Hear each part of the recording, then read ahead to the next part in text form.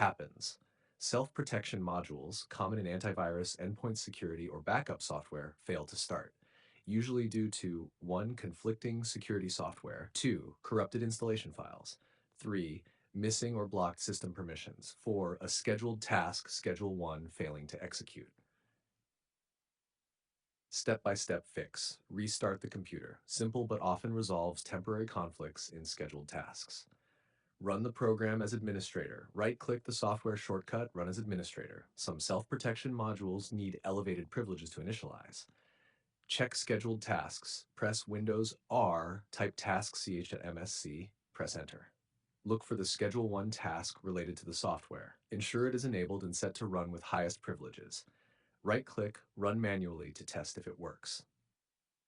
Temporarily disable conflicting software. Antivirus or other endpoint tools may block self-protection. Disable them temporarily, then run the program again. Repair or reinstall the software.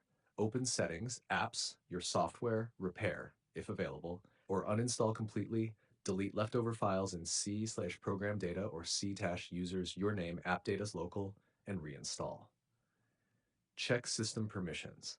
Self-protection modules often require full control in their installation folder. Right-click Folder, Properties, Security. Ensure your user has full control. Check Event Viewer for details. Press Windows S, type Event Viewer, Windows Logs, Application. Look for errors around the time of failure for more precise troubleshooting. Pro tip, if the software is corporate managed, contact IT admin, as some self-protection failures cannot be fixed without proper policy permissions.